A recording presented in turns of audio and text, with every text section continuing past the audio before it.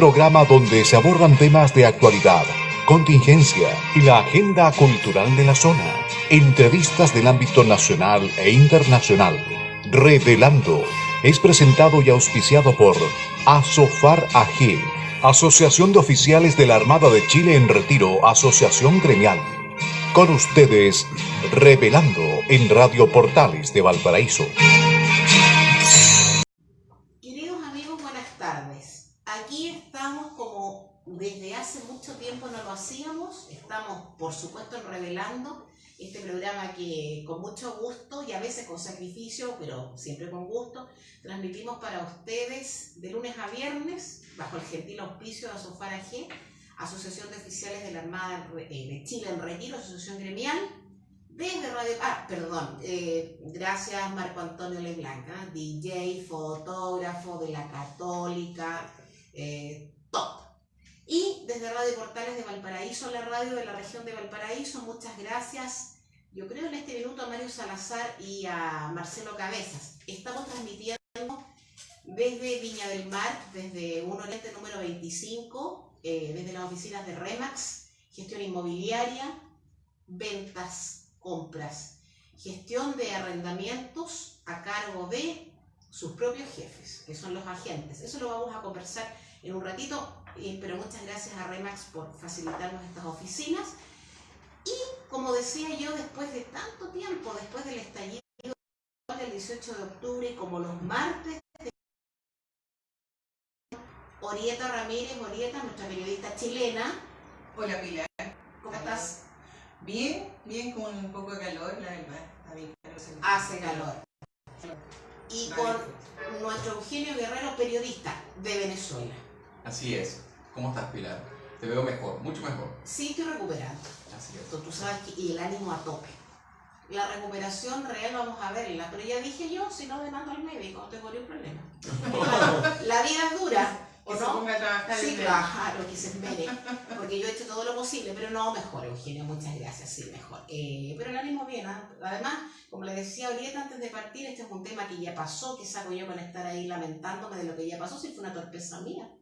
El tunazo. Lo que pasó, pasó. Exactamente, pues, y nada es al azar, como dices tú siempre, y por algo serán las cosas y ya. Ya. ¿Cómo están ustedes primero? Porque no nos hemos saludado desde hace tiempo. Orieta.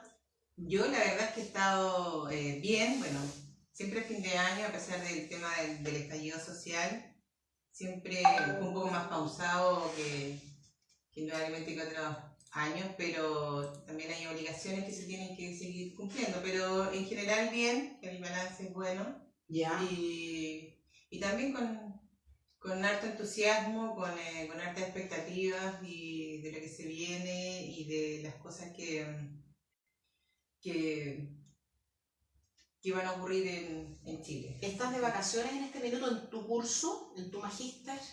Sí. Ya. Sí, hace menos una semana que ya terminamos con el proceso previo a las vacaciones. ¿Cómo te fue? Muy bien. Bien, por lo menos. Yo sabía. Agotador, sí. No puedo sí, negar. pero estás contenta. Estoy contenta, sí. Auditor, esto es un magíster de la Universidad Adolfo Ibáñez, que yo creo que es súper entretenido, especialmente para un periodista, pero yo creo, por lo que tú siempre has contado, que es extenuante. Yo estoy aprendiendo mucho y lo paso muy bien. Muy bien. Sí.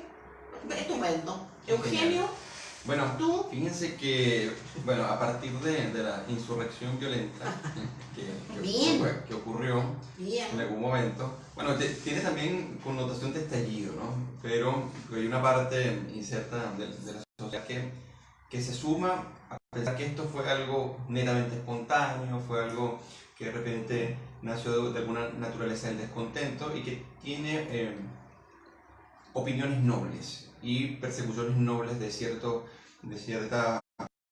objetivos, que podríamos decir objetivos sociales, pero por otro lado está una planificación, y si no una planificación, un actuar concertado, ¿no? A pesar de ello, yo he estado bastante bien personalmente, y bueno, en la Fundación para el Progreso hemos estado avanzando muchísimo, haciendo muchísimas actividades.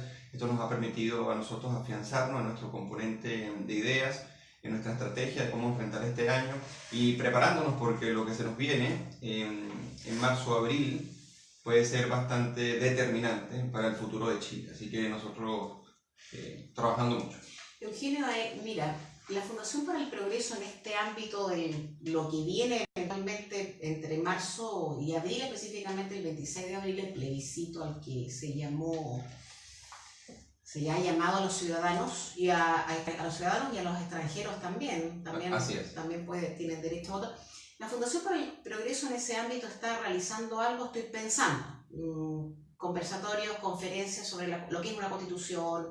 ¿Qué se vota en el plebiscito? Sí, estamos haciendo lo que se llaman jornadas constitucionales en 5 ciudades de Chile. La de Valparaíso es el 26. ¿Dónde?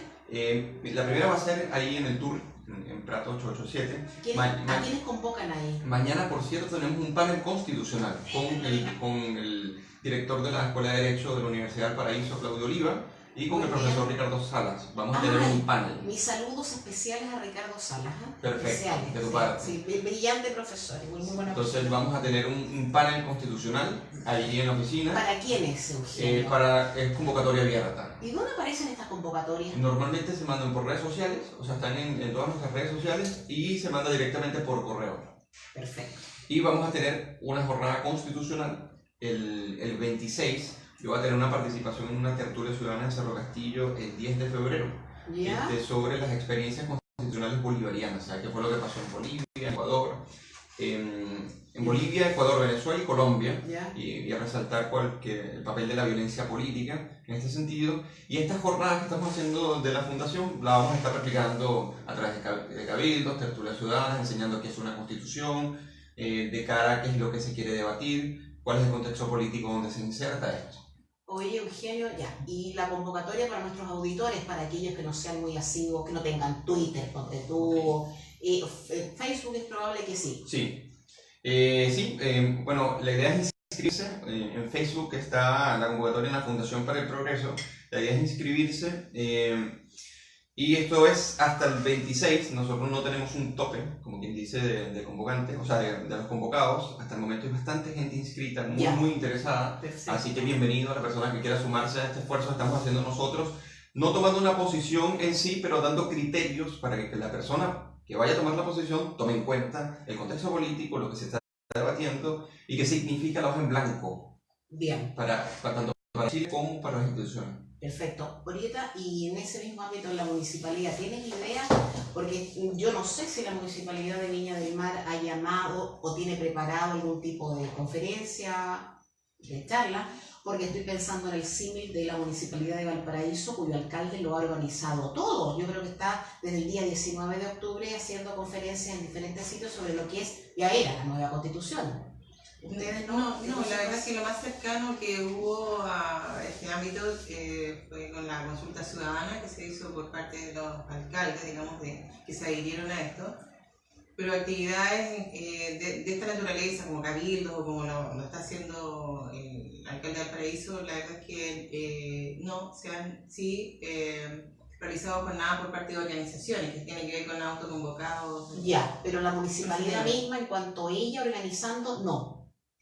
Me parece curioso, fíjate, porque yo entiendo que no está bien usar las plataformas municipales para ciertas cuestiones tan duras como esto, pero si uno se pone a comparar en Valparaíso, en Recoleta, en un montón de municipalidades que son de izquierda, los alcaldes y su gente han dictado conferencias por todos sitios. Y con el sesgo, le dicen a la persona porque... Y te dicen, vote, apruebe, vote, y claro, entonces qué curioso que en Viña no haya tomado la iniciativa la alcaldesa o sus asesores de la municipalidad misma ahí, para hacerlo. Por último, a lo mejor como la Fundación para el Progreso, aun cuando uno sepa más o menos cómo piensa, por lo menos para educar en esto de la Constitución. Hay mucha gente que no tiene idea. La pedagogía es fundamental. Por supuesto. Bueno, quedamos ahí. A mí me gustaría que tú siempre estuvieras comentando esto de en qué va la organización de los debates y de los conversatorios, dónde son, cómo uno accede a ellos. Claro, y por cierto, viene uno pronto que vamos a organizar entre Sergio Verdugo y Jaime Baza. Va a estar bastante bueno porque allí están las posturas, tanto por el apruebo como por el rechazo, pero vamos a tener a Sergio Verdugo que es una de las personas más preparadas en constituciones comparadas, ¿no? Y por otro lado, o sea, para que se vea un debate bastante, podríamos decir, abierto, va a estar Jaime Baza, que es profesor de la Universidad del Paraíso, sí, lógicamente por el apruebo, y la idea es que la gente en estos debates se informe, o sea, que puedan escuchar ambas posturas con rigurosidad y que a pesar de que uno tenga su militancia propia, pues obviamente yo personalmente voy por el rechazo, por ejemplo. Yo también.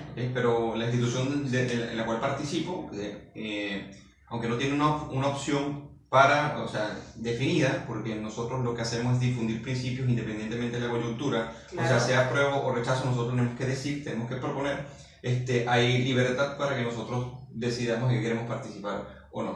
Entonces, con base en ello estamos organizando los debates para que las personas vean ambas posturas y que se informen. Y lo importante es la pedagogía, por eso sí, están las jornadas constitucionales, por si la persona va a votar sí o no, que tenga argumentos convincentes y que entienda la trascendencia de lo que va a tocar en abril. Sí, claro. Que en sus manos está la estabilidad del país, independientemente de lo que vaya a elegir, que lo haga con fundamento. A mí me impresiona, fíjate, la liviandad, porque a ver, yo entiendo que haya gente que no sepa con certeza lo que es una constitución, ¿ya? Una idea por ahí, ¿ya? Y que tampoco entienda mucho esto de renovarla o reformarla, como se hace, lo entiendo perfectamente y que regula la constitución. Pero no puedo creer que gente profesional universitaria diga, ya, yo voy a votar que apruebo, y partiendo de la nada, o sea, de hoja en blanco. ¿Sí? ¿Y por qué? Respuesta. Bueno, porque quiero nomás, porque quiero que sea todo nuevo. Y esta opinión yo me la he encontrado en diferentes personas de diferentes, a lo mejor, estratos sociales, pero culturalmente son más o menos iguales. Dice, pero ¿cómo puedes pensar? Yo entiendo que apruebe, que quiera modificarla, lo entiendo perfectamente, pero que fundamente, ¿cómo va a ser posible que una persona deje así como al azar? No es que quiera una hoja en blanco, sin tener idea de nada, y en manos de gente así vamos a dejar el destino del país. Eso es gravísimo. Bueno, vamos a ver, en todo caso yo sí estoy por el rechazo también como tú, pero atiendo las razones del que diga yo quiero aprobar una reforma, claro, o aprobar una nueva constitución, las entiendo, pero fundado. Claro, así es. Eso. Bueno, chicos, ¿de qué partimos hablando? Este fue el preámbulo. ¿Por dónde partimos? Mira, a mí me encantaría partir. El alcalde Charp. Bueno, uno de los temas va a ser Charp, pero a mí me gustaría que evaluáramos el tema de los resultados de la encuesta CADEM, ¿no? Ah, bueno. Que son muy relevantes porque tienen unos datos muy fundamentales en términos no solamente de la situación política, sino también de las expectativas que hay para marzo, abril, bueno, que no son nada alentadoras. Ya. ¿Ok? Ya, el micrófono es de ustedes. Muchas gracias. Juegue. Juegue, claro. Bueno, lo primero, antes de tocar el tema de las expectativas, es el tema fundamental de la violencia política. Hay un dato... Espérame medio minuto para nuestros auditores. La encuesta CADEM es una encuesta que organiza, entiendo yo, hasta ahora un grupo bastante serio en cuanto a los resultados. Pero siendo serio y obteniendo ciertos resultados en esas encuestas que se hacen una vez al mes. Sí, exactamente. Las hacemos semanales. Perdón, una vez a la semana. Yo me encontré con la sorpresa de que no van a seguir encuestando lo que dice relación con respecto al resultado del plebiscito. Así es. Eso me gustaría que le explicaran un poco a los auditores, en el sentido de que, si bien es cierto, hay data dura y data importante, llama la atención, sí, que no se vaya a encuestar esto del resultado plebiscitario. Sí, o sea, lo cual me parece terrible. Sí, pues. Me parece terrible porque al final de cuentas ese termómetro necesario en datos de cómo va subiendo y cómo se van configurando las tendencias es fundamental para mantener a las personas informadas, porque las personas quieren saber cómo opinan sus conciudadanos y con base en ello ellos hacerse sus propias ideas, ¿no? Entonces, fíjate, esta encuesta revela que un 28% de los encuestados aprueba la violencia política como forma de lograr objetivos políticos. Esto a mí me parece sumamente grave, y más porque el rango de edad del 45% es de 18 a 34 años de edad, que aprueba la violencia política, y que el 45%, el 68% que está en desacuerdo y el 28% de acuerdo, pero fundamentalmente el 28% que está de acuerdo con la violencia política está comprendido entre jóvenes de 18 a 34 años en mayoría y que apuntan a una tendencia de izquierda. Perdona, entiendo que también se mencionó en ese grupo, en ese rango, que era gente que tenía estudios superiores. Sí, incluso el tema es que de ese 28% que hay, bueno, hay independientes, de centro, de izquierda, derecha, el 45%, o sea, lo que trato de decir, el 45% se asume como izquierda, un 30% sí, independiente, dentro de ese universo del 28%, y lo cual me parece bastante curioso, porque entonces lo que hay es que cada vez hay un clivaje, o podríamos decir una postura o una toma en esa bifurcación sobre no solamente el objetivo político, que es el apruebo, o sea, que se relaciona mucho con ello, por eso que la violencia política eso lo ven como manera efectiva, sino que llega un momento que se comienza a parcializar la decisión del apruebo en términos de quienes suscriben la violencia y en términos de quienes quieren aprobar ello. Lo que me llama la atención es que son jóvenes, sí, en mayoría. ¿Okay? Y por otro lado está el tema de las expectativas para marzo-abril. ¿Ya? Mira, el 91% de las personas, los encuestados, es bastante probable que haya manifestaciones. Eso yo creo que todos lo entendemos así. El 86% temen que se generen focos de extrema violencia. Y un 76% que aumente el desempleo, y así con muchas variables. El tema es el siguiente. Lo que se está configurando acá, en Pilar y Brieta, a mi parecer, es el fenómeno de las profecías autocumplidas. ¿Y qué es esto? El sociólogo Robert Merton decía que simplemente son escenarios que son ilusorios, pero con base a nuestro actuar diario y concertado y en cierta medida coordinado, terminamos promoviendo que el fenómeno ocurra. Y un ejemplo es muy sencillo. Supongamos que yo pienso que la autoridad monetaria es irresponsable y que la inflación va a aumentar de manera inusitada y de manera vertiginosa con cada día que pasa o cada semana que pasa. Entonces yo, al pensar eso, yo comienzo a comprar dólares y a respaldar todo mi patrimonio en dólares. Eso termina haciendo que el tipo de cambio se eleve y que por ende lo más probable es que se eleve la inflación. Entonces llega un momento que la contribución de los individuos con respecto al escenario, así ellos la vean minúscula, termina contribuyendo a que el fenómeno ocurra, independientemente si tiene razones objetivas o no para que ocurra. Entonces mi temor es que, aparte de este enorme porcentaje que lo cree y que lo asegura, por un lado por el miedo, por otro lado la gente, en este caso violenta, se sienta comprometida a que ese escenario ocurra porque otros lo esperan. Y eso es bastante delicado, porque entonces lo que encontraríamos en abril y marzo es, por un lado, las personas con mucho temor a que ocurra, y por otro lado, las personas sintiéndose responsables de una especie de gesta histórica, sí, para que este estallido, esta insurrección, tenga razón de ser y que determine el resultado del plebiscito.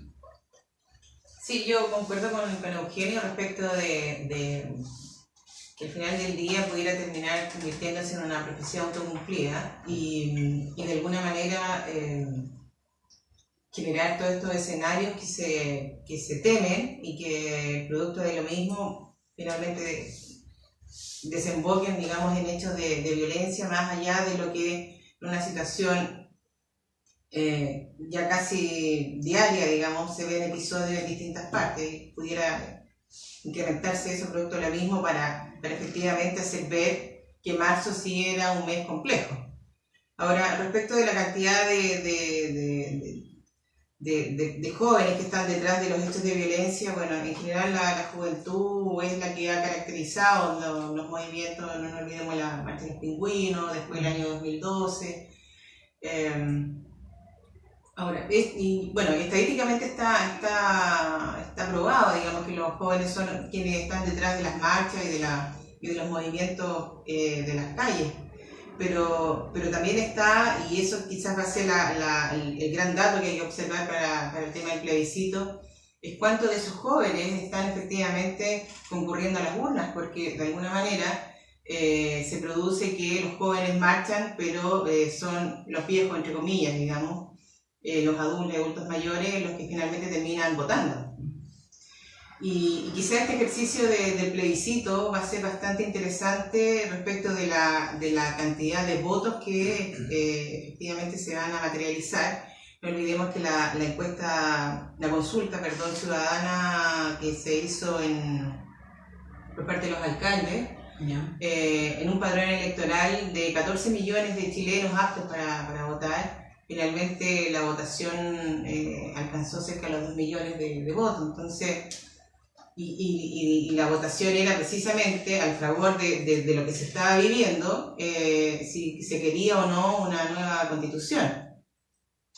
Entonces, haciendo quizás un análisis un poco proyectivo, medio general, uno podría decir, bueno, vamos a ver cuántos de esos 14 millones de votantes efectivamente van a ir a votar por el apruebo o por el rechazo, y cuántos de esos efectivamente son jóvenes, porque yo insisto, los jóvenes se han quedado, y eso ha estado demostrado, se han quedado en el fragor del reclamo de la violencia, no todos por cierto, pero sí un grupo que se toma las calles, y en cuanto de eso es efectivamente lo que se va a traducir o se va a desprender del día del plebiscito.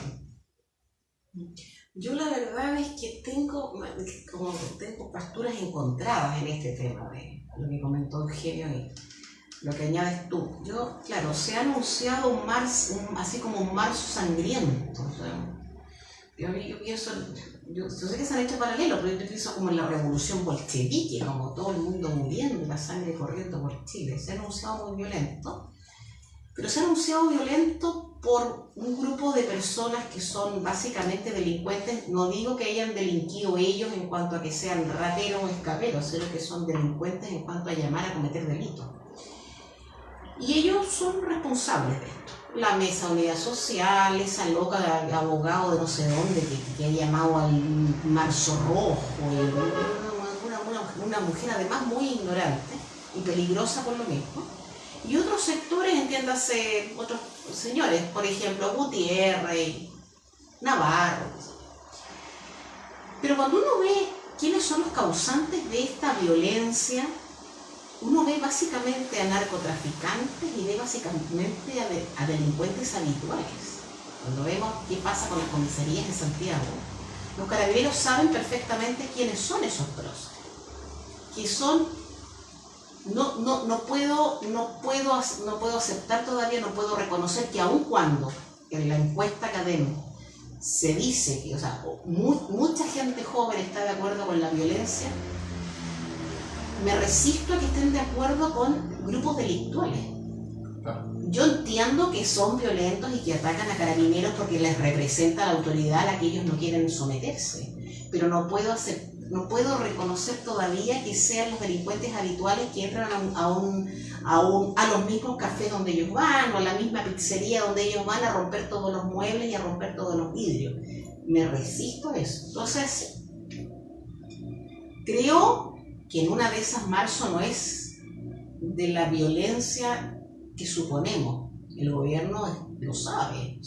Existe esa posibilidad, no se ha anunciado por todo tipo de redes sociales. Me resisto todavía a creer que va a ser así. La gente tiene mucho miedo. La gente está nerviosa, que marzo, que aquí, que allá.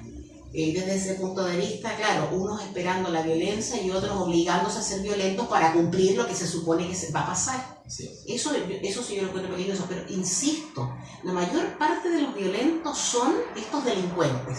Los habituales y los otros que no siendo habituales son delincuentes también por ideas, por instigar. Veo tanta gente en el país que lo único que hace es trabajar, que podrá querer mejor FP, mejor ISAPRE, por supuesto que sí, y mejor casa, y mejor trabajo, pero veo gente que trabaja aquí en el campo, en la construcción, en un negocio, aquí mismo, la gente que anda por la calle, la gente del supermercado, que no tiraría una piedra a nadie. Lo que pasa es que esa gente grita, esa gente hace escandalera, y yo espero tener yo la razón y que ustedes no la tengan, ¿eh? Honestamente, espero que sea así. Yo concuerdo contigo en una parte. Y en esta parte es que, yo pienso que aquellos jóvenes que sufrían la violencia, no necesariamente es esa violencia que es destrozar la propiedad pública y privada, no necesariamente es eso. Incluso es en el sentido de, la irreverencia de montar una barricada o simplemente trancar el tráfico, ese tipo de cosas que son quizás desde un punto de vista con respecto a la primera línea, son cosas más inocentes y que dicen, es la mejor forma de presionar, pero el tema es que hay una validación de la violencia. Entonces, eso es lo que me preocupa, porque tú puedes empezar diciendo, bueno, quizás una barricada, quizás trancamos el tráfico, pero de allí a seguir suscribiéndola, porque pensar que políticamente se puede lograr algo, eso es lo que es mi real preocupación. En eso, totalmente de acuerdo. Vamos a hacer una pausa musical, ¿les parece? Así es. Volvemos. ¿Con quién? Con Amy Winehouse. Bueno. Salud por ella. Ídola. Salud por ella. En Radio Portales de Valparaíso estamos presentando Revelando. Es presentado y auspiciado por Asofar AG, Asociación de Oficiales de la Armada de Chile en Retiro, Asociación Gremial.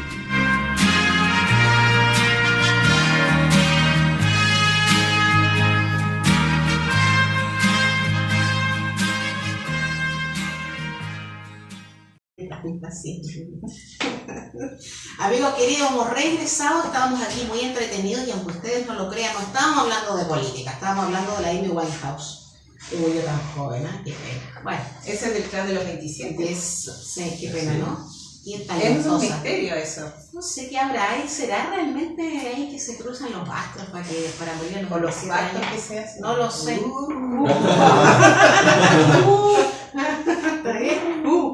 Bueno, hemos regresado, estamos en Revelando, es día martes, le queremos mandar un saludo a todos nuestros auditores que gentilmente nos escuchan y nos mandan sus observaciones, a nuestros auditores del territorio de la República y los que se encuentran en el extranjero, muchos cariños a todos. Estamos en las oficinas de Remax en Viña del Mar, en Oriente 25, que gentilmente nos acoge porque no estamos yendo a Valparaíso, yo particularmente porque tengo el brazo más o menos, entonces no quiero andar danzando ahí, claro, en nuestra zona cero de la Plaza Aníbal Pinto. Ese es mi motivo, no tengo otro, que me boten al suelo y me fracture el otro brazo, no. Y porque hemos estado un poquito complicados, bueno, gracias a Asofar AG que nos auspicia, y quiero comentar algo que se nos olvidó al principio, pero que las opiniones que se vierten en este programa son de exclusiva responsabilidad nuestra.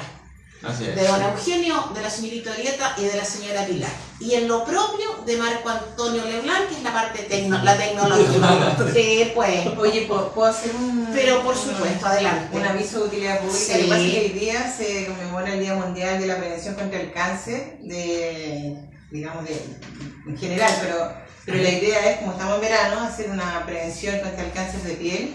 Y bueno, más que nada llamar al autocuidado, a que si uno va a estar expuesto a ir a la playa o a, qué sé yo, hacer algún deporte al aire libre, que es bastante frecuente en esta época de verano. La verdad es que ponerse protector solar y bueno, adoptar las medidas porque en general, según las estadísticas del Ministerio de Salud, el 40% de los cánceres son evitables. Sí, claro. Mira, que aquí hay como una guía de lucha contra el cáncer, que es lo que dices tú, Orieta, que es la prevención. Fíjate tú que hoy día miraba yo esto bien como farandulero, pero no lo es. Hoy día en España también se celebró el Día Mundial contra el Cáncer y la que preside honorariamente estas instituciones en España es la reina, doña Leticia. Sí, y ella comentó en la presentación que el gasto que tiene España en el tratamiento del cáncer es tremendo y muchos de estos cánceres son evitables, que también ocurren en Chile.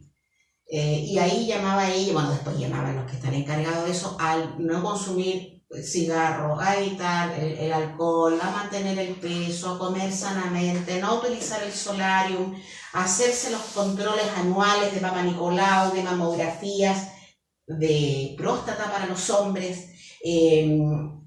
La terapia, aquí esto me impresionó, usar la terapia de reemplazo hormonal para aquellas mujeres de climaterio, solo con indicación médica, a preocuparse de las vacunas, apoyar la lactancia materna. O sea, hay tantas cosas que somos nosotros los que debemos promover. Sí, pues que podemos, no se trata de ser médicos para poder prevenir cierta enfermedad que ya está. Oye, ¿y se hizo algo en la municipalidad, por ejemplo? Se hizo un punto de prensa en el sector del reloj de sol, que está ahí donde se inicia la recta de la Salina. Perfecto. Y bueno, estaba el Ceremi subrogante de salud, estaba la Ceremi de deporte, estaba el director de salud de acá de la Corporación Municipal de Viña. Y se recorrió, bueno, como parte de la actividad, las personas que estaban tomando sol en la playa, se entregaron unas cartillas informativas y protector solar. Ya, es que eso en el verano es muy importante. Yo habría ido, fíjate cuántos pub y bar tenemos en esta ciudad, que son muchos. No me voy a desligar de mi responsabilidad personal en ese tema, pero es que la cantidad de alcohol que se consume aquí es horrorosa.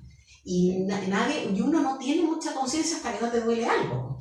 Así es. Sí, claro, y hay un tema ahí de gente en Chile entiendo que se empieza a beber desde muy pronto y vamos tapizando el camino para el cáncer. Lo que pasa es que, claro, cuando hay este tipo de drogas, porque el alcohol es una droga, sí. Y que son de fácil acceso, porque en general, si bien es cierto, sobre 18 años, que en la mayoría de edad se puede comprar alcohol y cigarro, la verdad es que no, a los jóvenes menores no les cuesta mucho poder acceder a eso. No, nada. Por eso es importante el trabajo que se haga a nivel de colegio, de educación básica, media, y bueno, esperar que esta juventud que viene formándose en el primer ciclo básico, segundo ciclo básico, sean efectivamente los agentes de cambio para todos aquellos otros que como que ven a distancia todo lo mismo que el cambio climático, lo ven como a distancia. Claro. Es que en el tema el otro día escuché no sé si fue en una película, debe haber sido una película en que una mujer que fumaba mucho y le dice a alguien que no fume, que tienes que tener cuidado, y le contesta esto que uno también escuchó, bueno, de algo tengo que morirme. Qué tremendo, ¿no? El problema es que si fuera la muerte de un paraguaso, pero habitualmente en estas enfermedades no es nada de un paraguaso, pues. Son agonías largas. Claro, pues. Bueno, gracias, ahorita. ¿Me puedo quedar con esto? Pero por supuesto. Muchas gracias. Chicos, estábamos en el tema de la violencia y las posturas y lo que pasará. Cadén, en esas estábamos. Sí. Pero tú, no sé si quieres agregar algo más, Eugenio, o quieres hablar del tema chat, porque me quedé perdida. ¿Por qué querías hablar del señor alcalde de Valparaíso? Con respecto a lo que ocurrió con el ascensor en Cerro Concepción, ¿ya?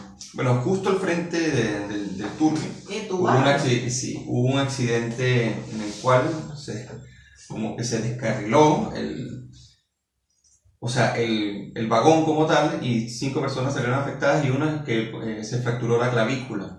Entonces, en la indagatoria, para saber qué fue lo que ocurrió, lo que se constata es que fue por mala gestión municipal para hacer el mantenimiento correspondiente, el checklist. La mantención de los ascensores de Valparaíso, que entiendo que son patrimonio de la ciudad, ¿está a cargo de la municipalidad? La municipalidad está a cargo de ello, es responsable de que el mantenimiento y el checklist, de todo el mantenimiento esté ok.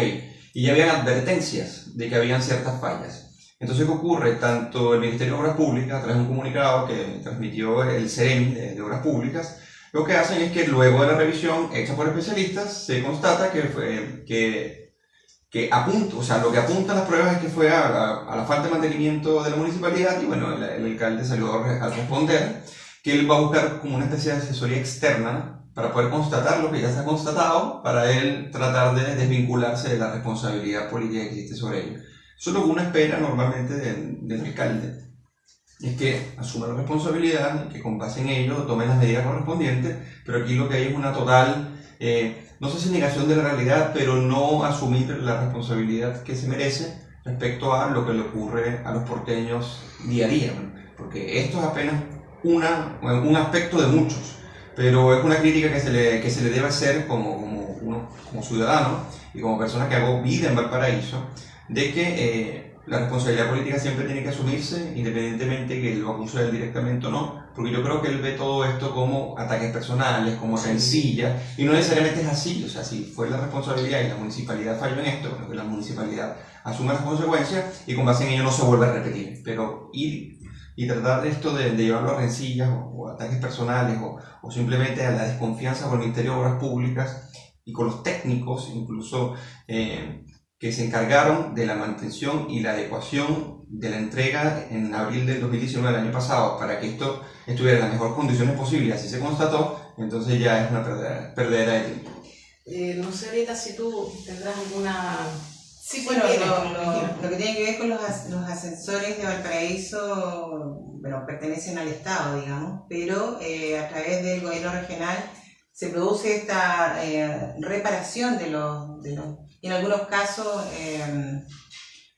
entregados a particulares, pero en general los que fueron reparados en esta última horneada por parte del gobierno regional fueron entregados al municipio de Valparaíso. Entonces, efectivamente hay una responsabilidad directa en lo que es la mantención y administración de estos, digamos, del sistema de transporte, que es muy característico de Valparaíso y que llama mucho la atención además en el mundo. O sea, ya Valparaíso está convertido en zona de guerra, y además agregar aspectos que tienen que ver con seguir saliendo en la agenda pública con temas que apuntan directamente a la mala administración que tiene la ciudad.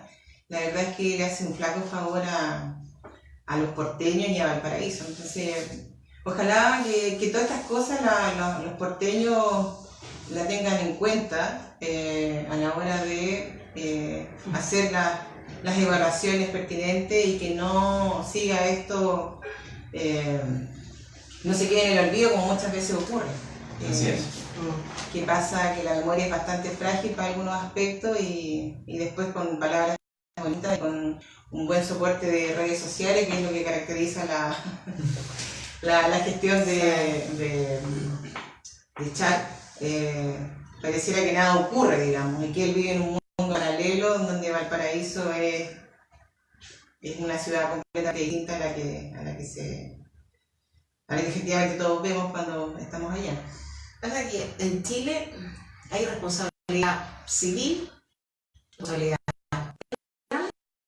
política, pero en Chile no hay responsabilidad política. Así es. Entonces, el alcalde Char, que lo sabe, estudió Derecho en la Católica durante como 20 años, bueno, profundizó más y debe saberlo. Él tiene claro que el tema de la responsabilidad política no es un tema para él.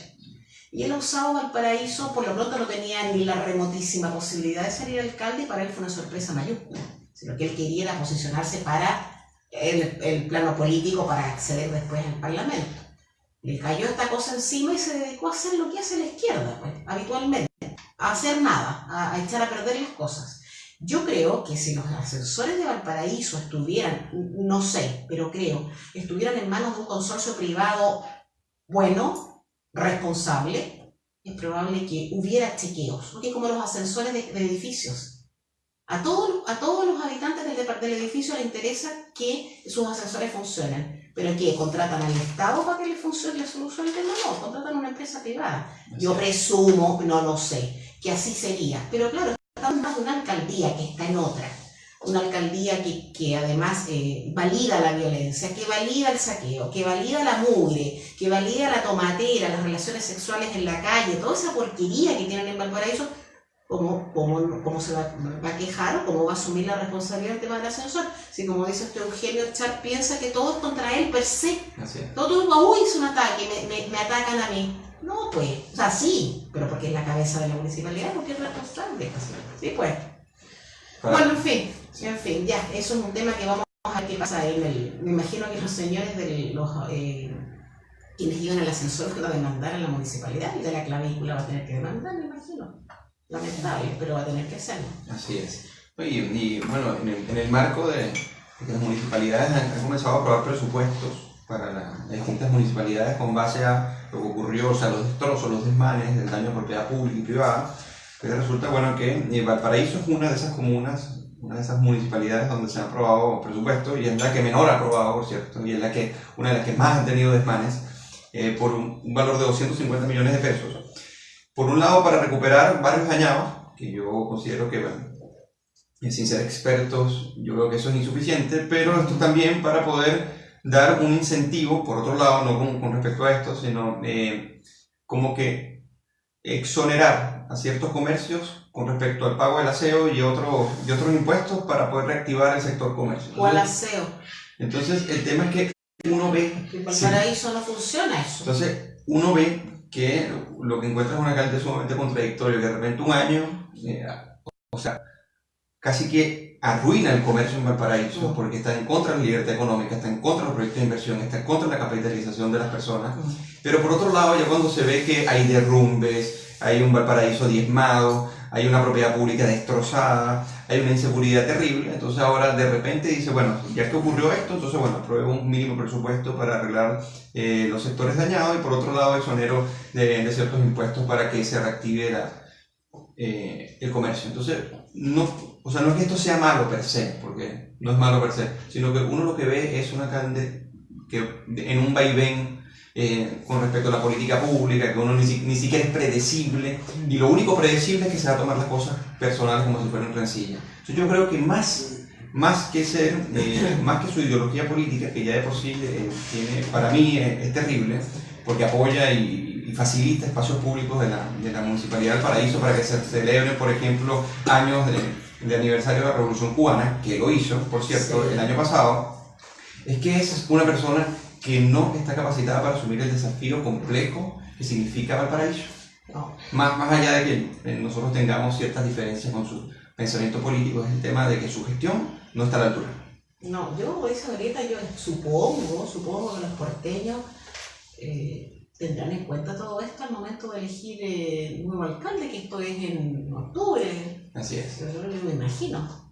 Yo le he dado como harta vuelta al tema de qué es lo que pasa por la cabeza de Char o de su grupo, de su mirada, pero al final del día la conclusión que llego es que la mirada de él es una mirada de la política un poco antigua, que se pinta con un rostro nuevo de esta juventud que busca desprenderse de esta política que se venía dando desde los años 90 en adelante, pero la verdad es que si uno mira el comportamiento, las declaraciones de Char, uno podría desprender que su mirada es un poco binaria, o es blanco o es negro, o es sí o es no, sí. Y también una mirada un poco unidimensional, o eres de izquierda o eres de derecha. La verdad es que hoy en día la mirada que uno tiene que tener sobre la política ya no es izquierda-derecha, es una mirada que tiene que ver con el cruce de otras variables,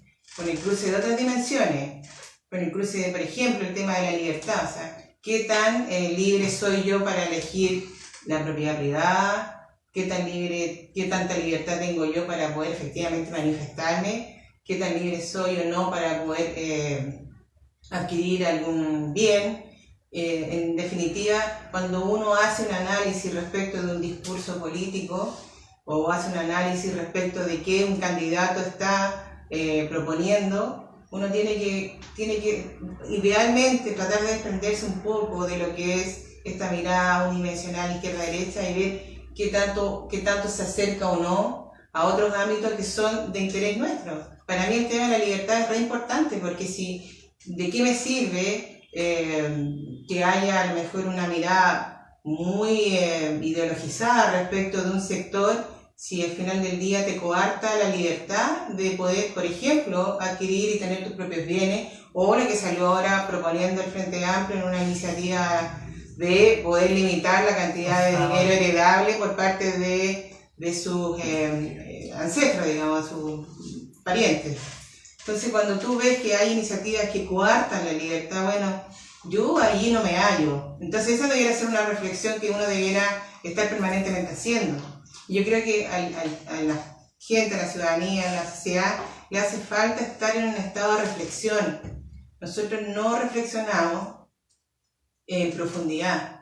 Aquí tenemos que recoger variables de distinta índole y ponernos a reflexionar. ¿Qué es lo que quiero? ¿Dónde estoy parado? ¿Qué es lo que quiero? ¿Qué me ofrece o qué dice el discurso de tal o cual sector político, donde yo veo que debiera a lo mejor estar focalizado en los avances o las propuestas, y por ahí de repente empezar a encontrar